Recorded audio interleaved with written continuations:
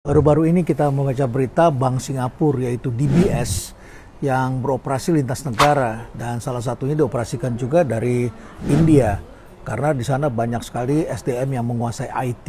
Jadi dioperasikan lintas negara tetapi karena mereka menggunakan AI dan sekarang mereka tengah merencanakan untuk memangkas sekitar 4.000 orang karyawan.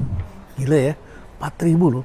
Akhirnya AI itu mencapai puncaknya juga. Jadi ketika kita mengatakan AI tidak akan menggantikan tenaga manusia, AI akan menjadi pelengkap bagi manusia. Tapi faktanya AI akan mengurangi 4.000 orang karyawan di Bank DBS. Tetapi kemudian DBS CEO-nya mengatakan akan terjadi penciptaan lapangan pekerjaan baru yaitu 1.000 orang. Jadi bayangkan 4.000 diganti 1.000 loh ini. Berarti kan ini seperempatnya yang akan diambil begitu ya. Ini pun orang-orang baru yang berbeda sekali. Nah, oleh karena itulah maka 1.000 pekerjaan ini perlu kita lihat. Karena ini barangkali adalah pekerjaan masa depan yang disebut sebagai AI related job begitu ya. Pekerjaan-pekerjaan yang terkait dengan AI dan ini akan menjadi pedoman bagi kaum muda. Apa saja pekerjaan-pekerjaan yang diciptakan itu? Nah, pekerjaan yang diciptakan itu antara lain adalah AI development and maintenance. Jadi bagi mereka yang bisa menjadi pengembang dan juga untuk memelihara AI ini supaya teknologinya tetap update. Ini ada engineer-engineernya. Setidaknya di sini ada 3 engineer. AI engineer ini adalah profesional yang mendesain, mengembangkan dan mengimplementasikan algoritma dan sistem. Makanya saya berikan Anda carousel tentang algoritma. Ini penting sekali loh karena kepemimpinan sekarang kepemimpinan algoritma. Kemudian marketingnya pun adalah algorithmic marketing. Jadi pemimpin hendaknya sekarang mulai berpikir karena memang kita sekarang mulai menggunakan analytics di mana-mana. Lalu kemudian ada lagi machine learning engineers. Jadi engineer untuk machine learning yang spesialisasi in creating dalam menciptakan dan refining machine learning. Bayangkan tuh machine learning. Banyak orang lama yang masih bertanya sih, machine learning apaan sih? Dan ini masih harus kita training juga supaya lebih paham. Lalu kemudian juga AI trainers dan disebutnya annotators. Ini adalah individu yang provide data that AI system need to learn. Jadi kita memberikan feedback begitu ya pada AI sehingga kemudian AI-nya akan belajar begitu. Nah ini perlu trainernya. Kemudian AI maintenance and support.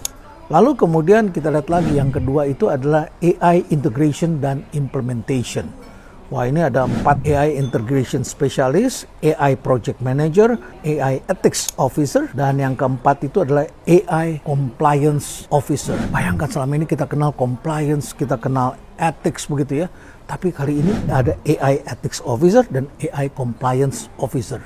Jadi bagaimana ini bisa dijalankan? Karena masyarakat kan menuntut privacy, cyber security, ya, dan sebagainya. Jadi bukan sekedar taruh AI. Kemudian pekerjaan yang ketiga besar itu adalah AI enhanced roles. Saya terpaksa harus baca ini karena ini banyak hal baru yaitu AI assisted customer service representative. Jadi ini adalah orang yang membantu customer service dan menggunakan AI. Nah, kemudian ada data analis dan scientist. Lalu kemudian oversight and strategy. Ada AI strategist, ya. Jadi orang yang menggunakan ilmu-ilmu strategi untuk menerapkan AI di dalam perusahaan.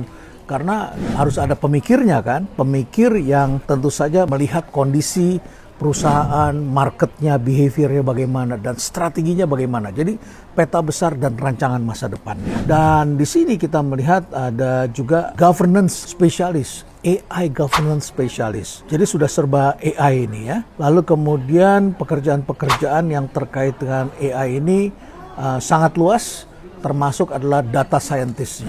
Nah, kalau saya melihat seperti ini sebagai orang perguruan tinggi, saya suka bertanya sih, di perguruan tinggi mana ya di Indonesia yang sudah mengajarkan ilmu-ilmu yang dibutuhkan oleh perusahaan masa depan? Karena masa depan sudah menjadi hari ini. Tomorrow is today. Nah, pertanyaannya adalah bagaimana kaum muda bisa bekerja? Sangat tergantung bagaimana kaum muda ini belajar. Saya sudah bertemu dengan para pendiri startup, ada kabar gembira sih. Waktu saya tanya, dulu kalian belajarnya dari mana? Pasti dosennya bagus-bagus ya. Tapi kemudian mereka mengatakan, enggak, dosen saya nggak ada satupun yang mengerti soal ini gitu. Jadi saya belajar sendiri. Jadi good news-nya adalah kaum muda bisa belajar sendiri untuk menciptakan keahlian-keahlian dan pengetahuan tentang masa depan ini. ayo dong belajar hal seperti ini. Kepada kampus saya tentu men-challenge teman-teman agar mulai menerapkan dan eksplor ilmu-ilmu baru ini dan mulai mengajarkan seperti ini.